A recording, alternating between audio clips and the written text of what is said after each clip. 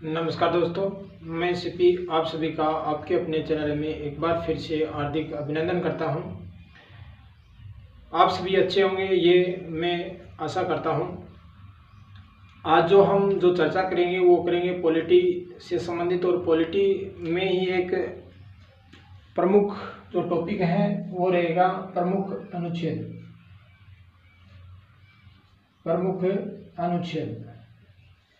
आज हम जो चर्चा करेंगे वो करेंगे प्रमुख अनुच्छेदों पर, और ये वो अनुच्छेद हैं जो अक्सर हमें एग्जाम में देखने को मिलते हैं। अनुच्छेद के साथ साथ हम अन्य भी अनुच्छेद से जुड़ी हुई कुछ और जो चीज़ें हैं और बातों पर हम चर्चा करेंगे, और इस वीडियो को शुरू से लेकर अंत तक आप जरूर देखना। भारत के संविधान का प्रथम जो अनुच्छेद है वह है अनुच्छेद 1, आर्टिकल 1। अनुच्छेद 1 है, ये संबंधित है। अनुच्छेद 1 में जो उल्लेख है वो उल्लेख है भारत को राज्यों का संघ कहा गया है। भारत को राज्यों का संघ किस अनुच्छेद में कहा गया है? वो है अनुच्छेद 1।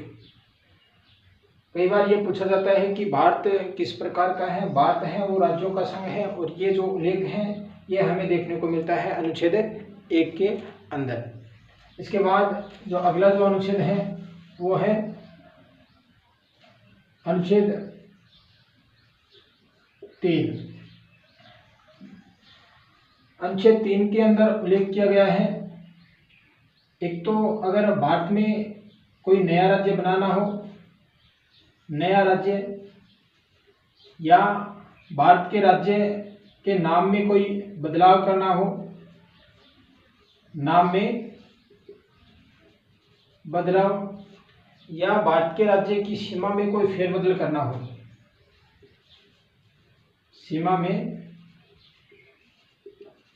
बदलाव, तो ये जो सारी बातें हैं इसका उल्लेख आर्टिकल 3 में इसका उल्लेख किया गया है।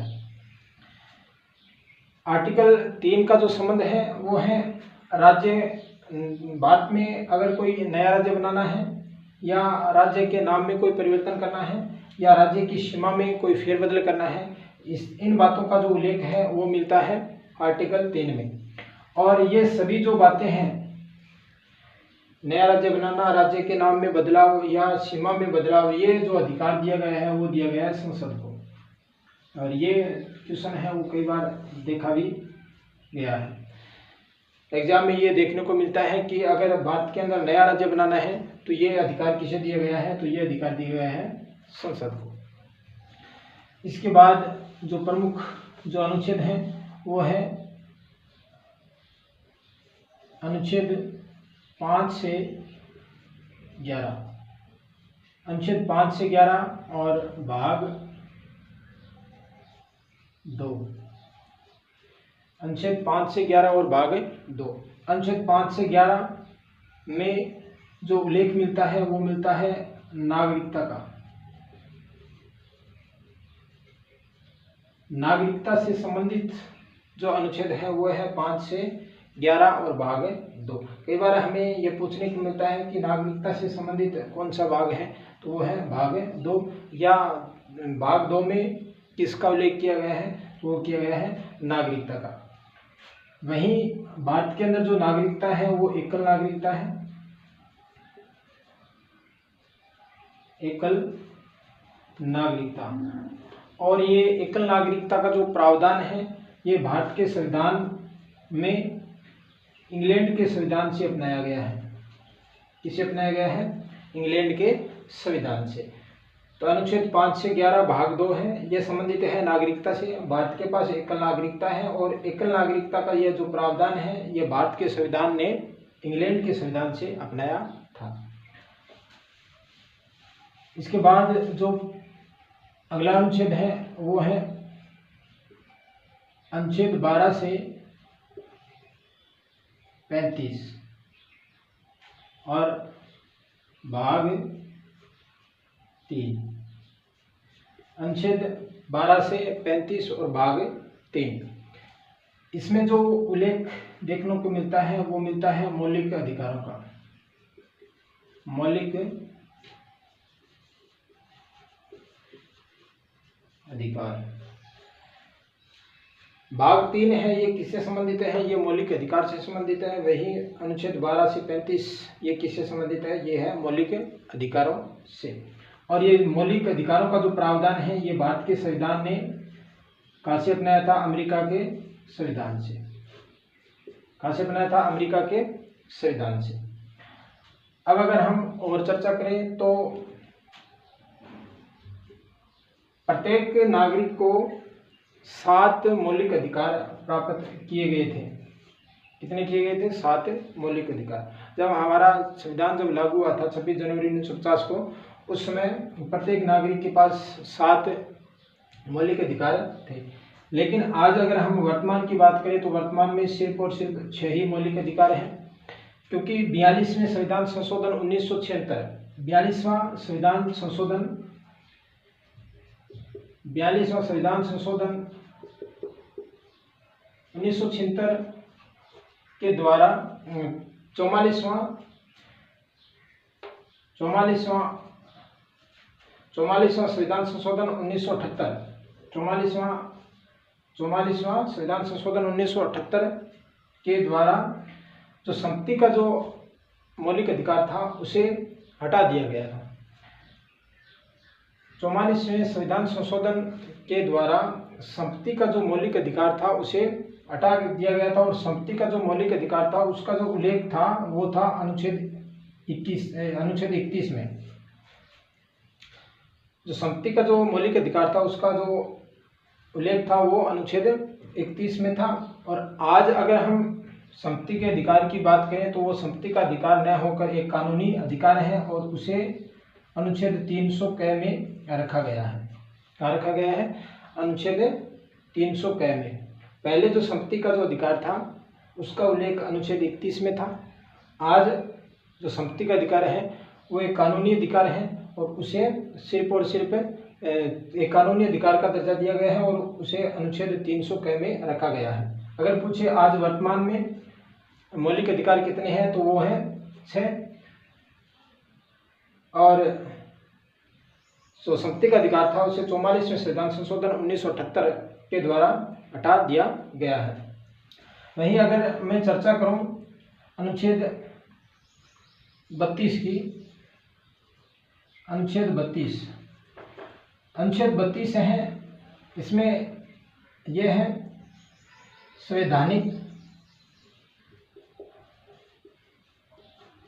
संवैधानिक उपचारों का अधिकार।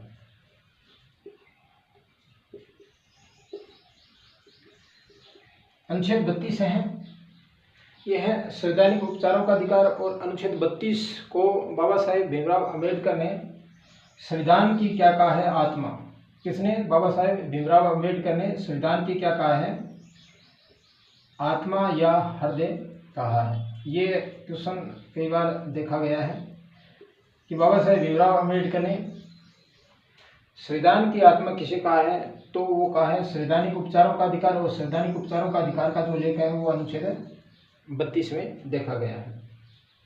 अगर थोड़ी चर्चा और करें तो सुप्रीम कोर्ट यानी कि सर्वोच्च न्यायालय है वो 5 प्रकार की रीटें जारी करता है, और जो 5 प्रकार की रीट है वो सर्वोच्च न्यायालय है वो अनुच्छेद 32 के तहत जारी करता है। वहीं अगर हम हाई कोर्ट की बात करें यानी कि उच्च न्यायालय की, तो उच्च न्यायालय है वो जो रीट जारी करता है वो करता है अनुच्छेद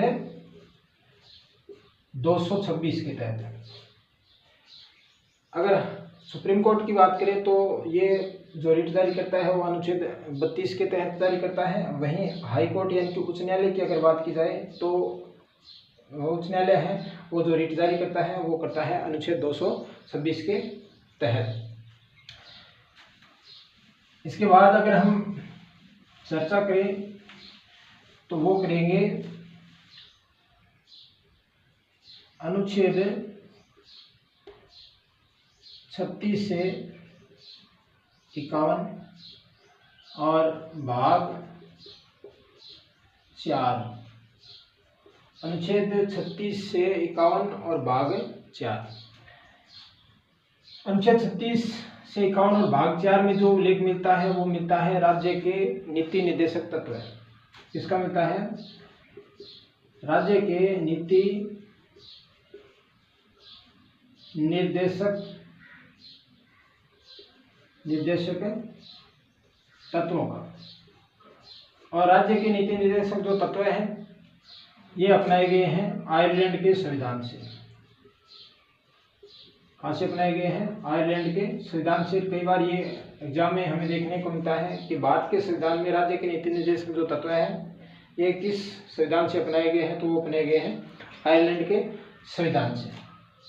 वहीं अगर मैं थोड़ी सी चर्चा और करूं तो एक अनुच्छेद है वो है अनुच्छेद 40। और अनुच्छेद 40 से है इसका संबंध है ग्राम पंचायतों से। ग्राम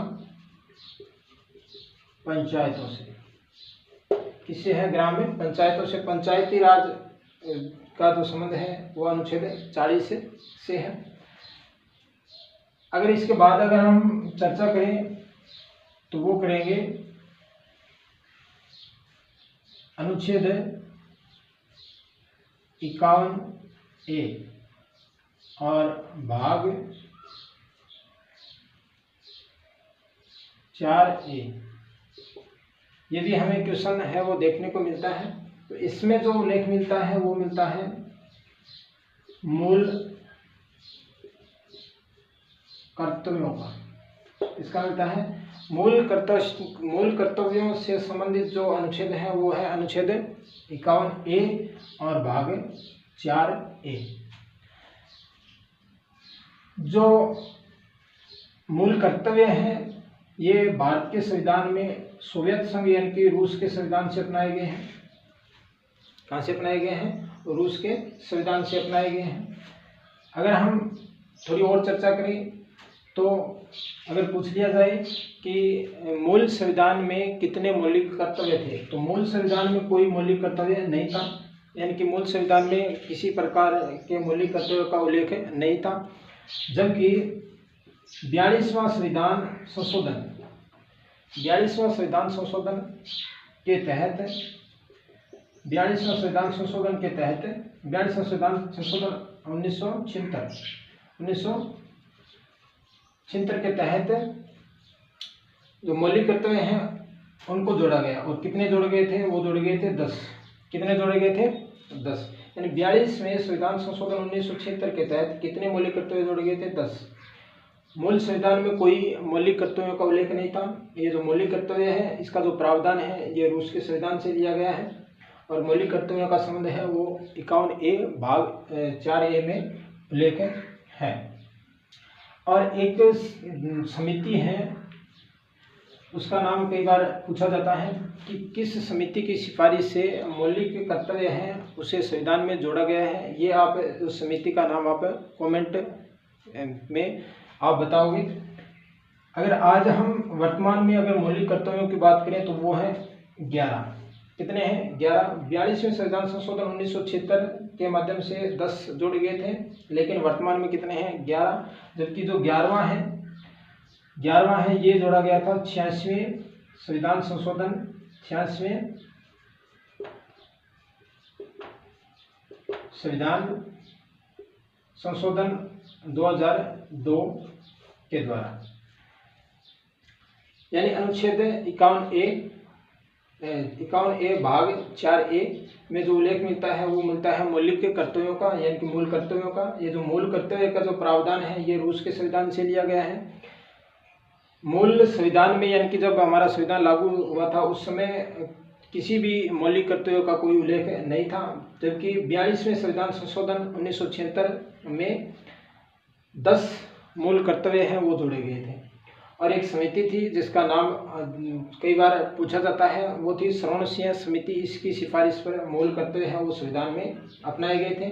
और 11वां जो मौलिक कर्तव्य है ये 86वें संविधान संशोधन 2002 के द्वारा जोड़ा गया था। अगर हम इसके बाद अगर हम चर्चा करें तो वो करेंगे अनुच्छेद 60। किसकी बात करेंगे? अनुच्छेद 60 के बात करेंगे। अनुच्छेद 60 है, इसका संबंध है राष्ट्रपति की शपथ को लेकर। तो राष्ट्रपति जो शपथ लेता है वो अनुच्छेद 60 के तहत लेता है। राष्ट्रपति जो शपथ लेता है ये लेता है अनुच्छेद 60 के तहत। और राष्ट्रपति को जो शपथ दिलाई जाती है वो दिलाई जाती है सर्वोच्च न्यायालय का जो मुख्य न्यायाधीश होता है उसके द्वारा राष्ट्रपति को शपथ दिलाई जाती है। और जो राष्ट्रपति है वो अपना जो त्याग पत्र है वो उपराष्ट्रपति को देता है।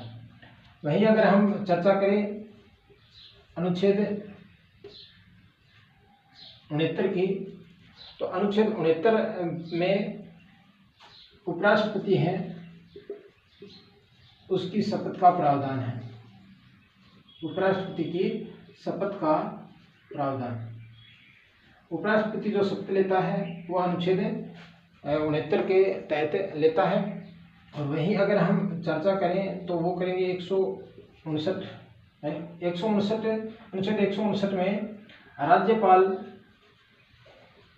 राज्यपाल की शपथ को लेकर इसमें उल्लेख किया गया है। राज्यपाल है वो शपथ जो लेता है वो अनुच्छेद 159 के तहत राष्ट्रपति को शपथ दिलाई राज्यपाल को शपथ दिलाई जाती है।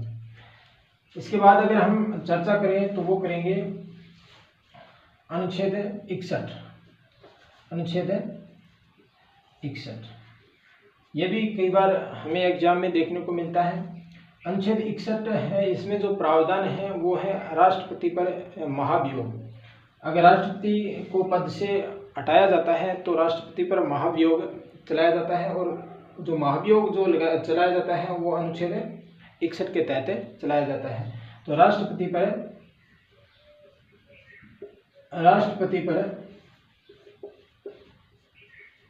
महाभियोग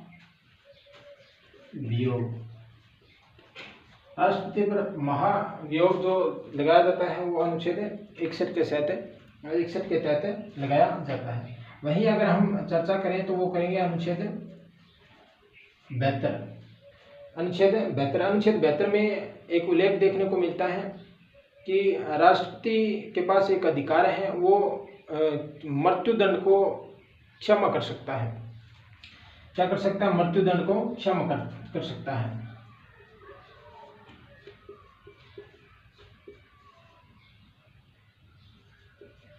क्या कर सकता है? मृत्युदंड को क्षमा कर सकता है। तो ये भी हमें एग्जाम में देखने को मिलता है कि राष्ट्रपति है वो किस अनुच्छेद के तहत मृत्युदंड को क्षमा कर सकता है, तो वो कर सकता है 72 के तहत। अगर हम इसके बाद अगर हम चर्चा करें तो वो करेंगे अनुच्छेद 75। अनुच्छेद 75 का जो संबंध है वो है पीएम की नियुक्ति को लेकर। पीएम की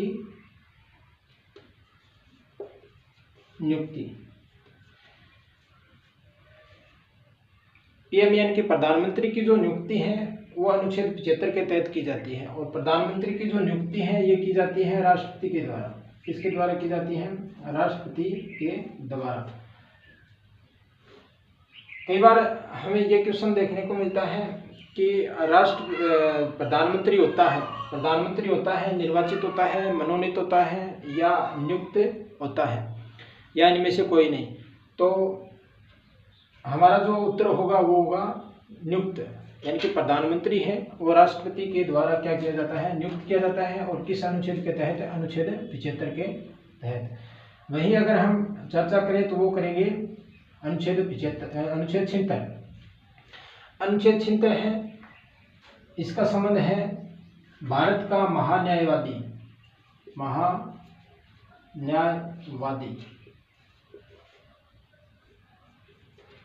भारत के महान्यायवादी की जो नियुक्ति है वो अनुच्छेद 76 के तहत की जाती है। और भारत के महान्यायवादी की नियुक्ति है वो भी किसके द्वारा की जाती है? वो भी राष्ट्रपति के द्वारा की जाती है।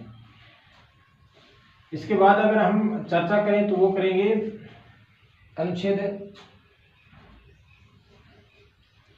79, आर्टिकल 79 यानी कि अनुच्छेद 79। और अनुच्छेद 79 में जो उल्लेख मिलता है वो मिलता है संसद का। कई बार ये पूछा जाता है कि संसद का संबंध किस आर्टिकल से है, तो संसद का जो संबंध है वो 79 अनुच्छेद से या 79 आर्टिकल से है। और संसद के 3 अंग हैं, राज्यसभा, लोकसभा और राष्ट्रपति। कई बार ये भी क्वेश्चन देखा जाता है, राष्ट्रपति किन किन को मिलाकर बनाई जाती, संसद है वो किन किन को मिलाकर बनाई जाती है। तो संसद में राज्यसभा होती है, लोकसभा होती है और राष्ट्रपति होता है। इसके बाद अगर हम चर्चा करें तो वो करेंगे अनुच्छेद 80। अनुच्छेद 80 में जो हमें उल्लेख मिलता है वो मिलता है राज्यसभा को लेकर। राज्यसभा किसका उल्लेख मिलता है? राज्यसभा का उल्लेख मिलता है किसमें? अनुच्छेद 80 के अंदर। ठीक है। अब कई बार हमें ये भी पूछा जाता है कि राज्यसभा में अधिकतम सदस्य संख्या कितनी होती है। तो राज्यसभा में अधिकतम जो सदस्य संख्या होती है वो होती है 250। राज्यसभा में जो अधिकतम सदस्य संख्या हो सकती है वो हो सकती है 250। कितनी हो सकती है? 250 हो सकती है। और राज्यसभा का जो सभापति होता है, राज्यसभा का जो अध्यक्ष जो होता है वो होता है सभापति। और सभापति कौन होता है? वो होता है उपराष्ट्रपति। उपराष्ट्रपति राज्यसभा का जो सभापति होता है वो होता है उपराष्ट्रपति। और उपराष्ट्रपति अपना जो त्याग पत्र देगा वो देगा राष्ट्रपति को देगा। ठीक है। और अगर हम चर्चा करें कि भारत की राज्यसभा के प्रथम सभापति कौन थे, यानी कि राज्यसभा का जो सभापति होता है वो कौन होता है? उपराष्ट्रपति। ठीक है, कौन होता है? उपराष्ट्रपति होता है। और प्रथम सभापति थे वो थे डॉक्टर एस राधाकृष्णन, यानी कि वो प्रथम भारत के क्या थे? उपराष्ट्रपति थे।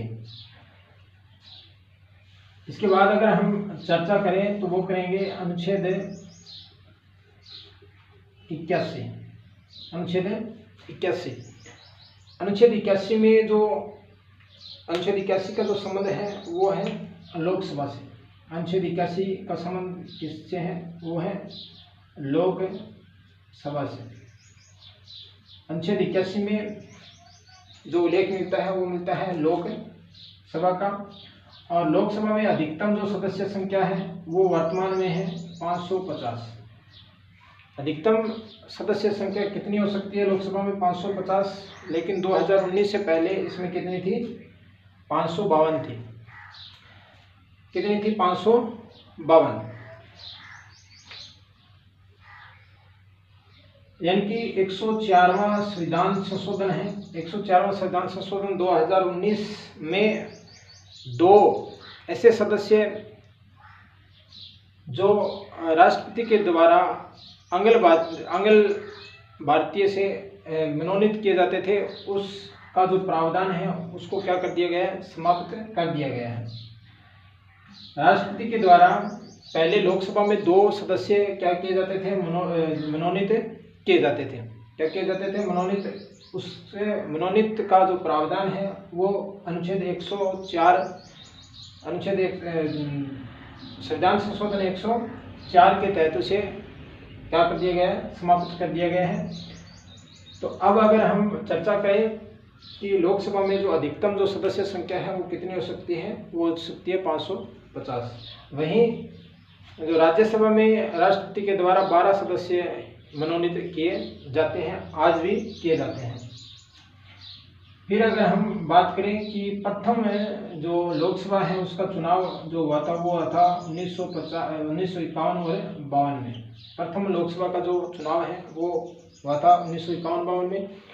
और प्रथम लोकसभा के जो अध्यक्ष थे, कई बार ये भी हमें क्वेश्चन देखने को मिलता है कि प्रथम लोकसभा के अध्यक्ष कौन थे, तो वो थे जीवी मावलंकर। कौन थे? जीवी मावलंकर। वहीं अगर महिला पूछी जाए प्रथम महिला, तो वो थी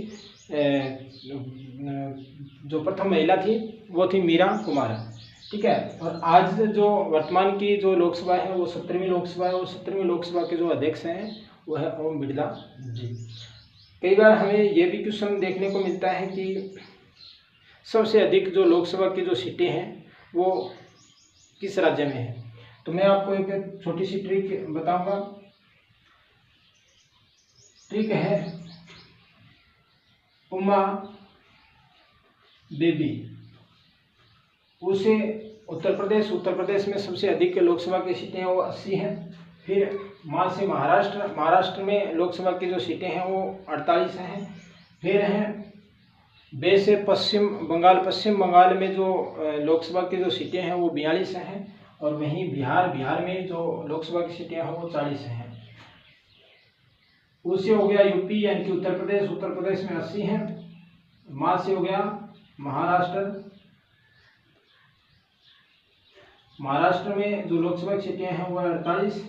वहीं बे से हो गया पश्चिम बंगाल, और पश्चिम बंगाल में जो लोकसभा की जो सीटें हैं वो है 42। और वहीं बी से हो गया बिहार में जो लोकसभा की सीटें हैं वो है 40। तो कई बार ये भी हमें देखने को मिलता है कि सबसे अधिक जो लोकसभा की सीटें हैं वो किन किन राज्यों में है। हम इसके बाद अगर हम चर्चा करें तो वो करेंगे अनुच्छेद 108। किस पर हम चर्चा करेंगे? अनुच्छेद 108 पर। अनुच्छेद 108 और अनुच्छेद 108 का जो संबंध है वो है संसद में संयुक्त अधिवेशन को लेकर है। 108 का जो संबंध है वो है संयुक्त अधिवेशन से संबंधित है।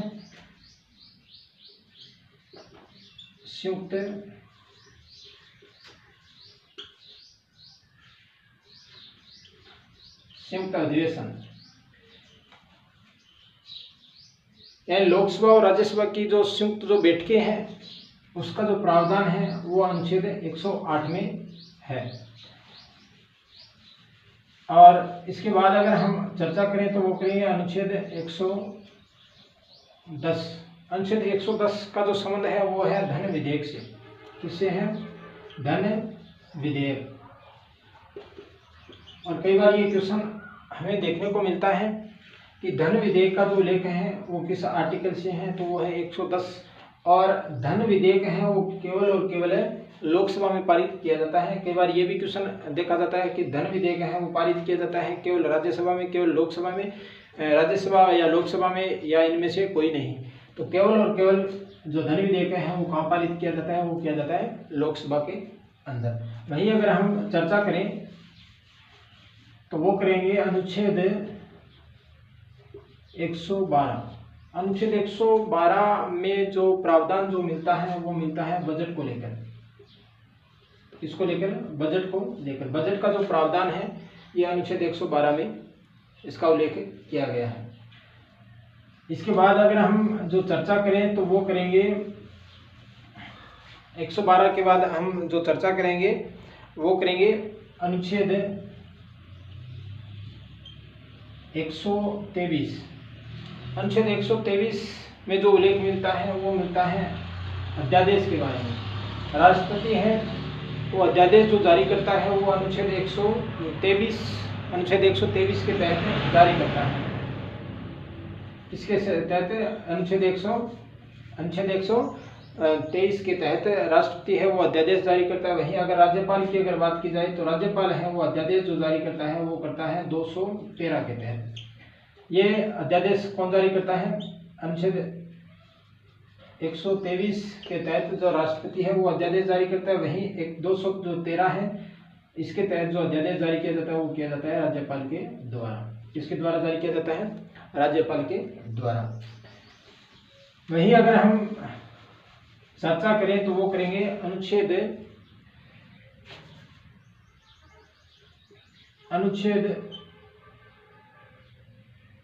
324। अनुच्छेद 324 किसकी हम चर्चा करेंगे? अनुच्छेद 324 और 324 अनुच्छेद और भाग 15। भाग अनुच्छेद 324 और भाग 15। अनुच्छेद 324 और भाग 15 में जो उल्लेख मिलता है वो मिलता है चुनाव आयोग।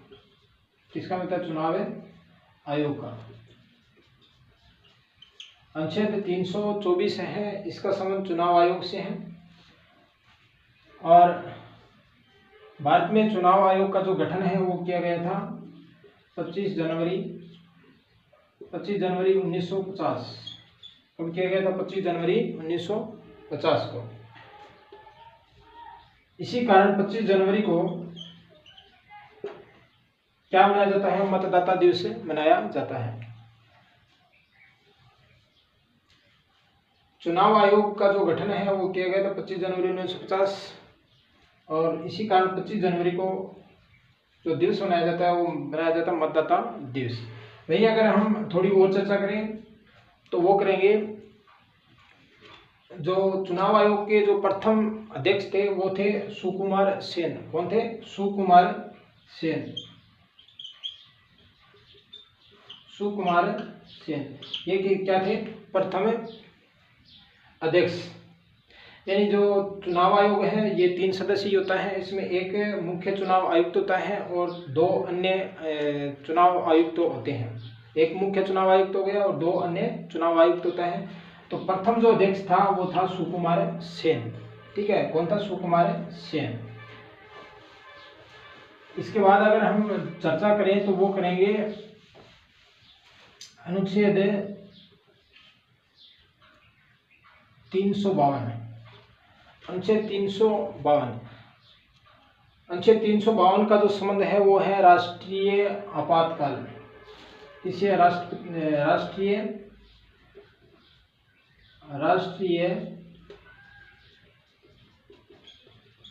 आपातकाल। राष्ट्रीय आपातकाल।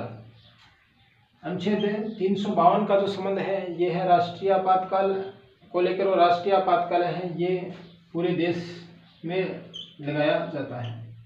ठीक है, संपूर्ण देश में राष्ट्रीय आपातकाल है ये लगाया जाता है और ये राष्ट्रपति के द्वारा लगाया जाता है। राष्ट्रीय आपातकाल है ये राष्ट्रपति के द्वारा लगाया जाता है। और आज तक जो भारत में राष्ट्रीय जो आपातकाल है वो 3 बार लागू किया जा चुका है।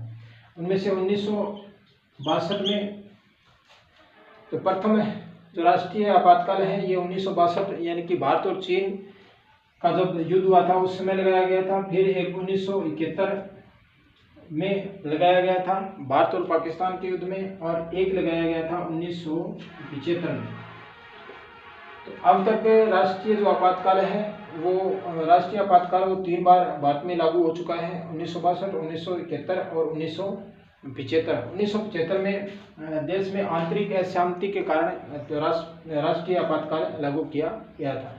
राष्ट्रीय आपातकाल है ये राष्ट्रपति के द्वारा लागू किया जाता है। इसके बाद अगर हम चर्चा करें तो वो करेंगे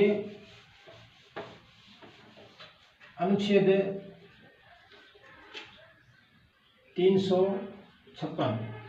अनुच्छेद 356 है, इसका जो संबंध है ये है राष्ट्रपति शासन। किससे है? राष्ट्रपति शासन। राष्ट्रपति शासन यानी कि जिस प्रकार राष्ट्रीय आपातकाल लगाया जाता है तो उसी प्रकार राज्यों में राष्ट्रपति शासन लागू किया जाता है। और ये जो लागू किया जाता है ये किया जाता है अनुच्छेद 356 के तहत। किसके तहत लागू किया जाता है? 356 के तहत। और पहली बार जो राष्ट्रपति शासन है ये पंजाब राज्य में लगाया गया था। कहाँ लगाया गया था? पंजाब राज्य में राष्ट्रपति शासन है ये पहली बार पंजाब राज्य में लागू किया गया था। और इसके बाद अगर हम चर्चा करें तो वो करेंगे अनुच्छेद 360। अनुच्छेद 360 का संबंध है वो वित्तीय आपातकाल से है। किससे है? वित्तीय आपातकाल। वित्तीय आपातकाल 360, अनुच्छेद 360 का जो संबंध है वो है वित्तीय आपातकाल। वित्तीय आपातकाल का जो उल्लेख है वो 360 में देखने को मिलता है। और कई बार ये भी पूछा जाता है कि अब तक भारत में कितनी बार वित्तीय जो आपातकाल है वो लागू किया गया है, तो वो अभी तक कोई भारत में वित्तीय आपातकाल लागू नहीं किया गया है। इसके बाद अगर हम चर्चा करें तो वो करेंगे अनुच्छेद 368, अनुच्छेद 368 और भाग 20, अनुच्छेद 368 और भाग 20, इसका संबंध है संविधान संशोधन से। अगर संविधान में संशोधन किया जाता है तो इसका जो उल्लेख जो मिलता है वो मिलता है 368, आर्टिकल 368 में संविधान संशोधन। संविधान संशोधन से संबंधित जो आर्टिकल है वो है 368 भाग 20। और पहली बार जो संविधान संशोधन है वो 1991 में किया गया। पहला जो संविधान संशोधन है वो 1991 में किया गया था। और 1991 में पहले संविधान संशोधन के तहत अनुसूची 9 जोड़ी गई थी, क्योंकि मूल संविधान में 8 ही अनुसूचियाँ थी और 9वीं जो अनुसूची है वो पहले संविधान संशोधन के तहत जोड़ी गई थी। तो आशा करता हूँ कि ये जो वीडियो है वो आपको अच्छी तरीके से समझ में आया है। हो सकता है ये थोड़ा लंबा हो सकता है, लेकिन जो जितने भी अनुच्छेद मैंने बताए हैं वो बहुत ही महत्वपूर्ण है। और हर कंपटीशन एग्जाम में, चाहे किसी भी प्रकार का कंपटीशन हो, उसमें हमें 1 या 2 क्वेश्चन अनुच्छेद से संबंधित देखने को मिलते हैं। और आज के जो अनुच्छेद हैं वही अनुच्छेद हैं जो हमें अक्सर कंपटीशन एग्जाम में देखने को मिलते हैं। तो उम्मीद है ये वीडियो आपको अच्छा लगा होगा। अगर अच्छा लगा है तो आप इसे लाइक ज़रूर करना और कमेंट के माध्यम से बताना कि इसमें क्या कमी रह गई है। और अपने दोस्तों में ज़्यादा से ज़्यादा आप शेयर करोगे। और आप अगर पहली बार इस चैनल पर हैं तो इस चैनल को सब्सक्राइब करना। फिर मिलेंगे अगले वीडियो में, तब तक के लिए जय हिंद, जय भारत, वंदे मातरम, राम राम।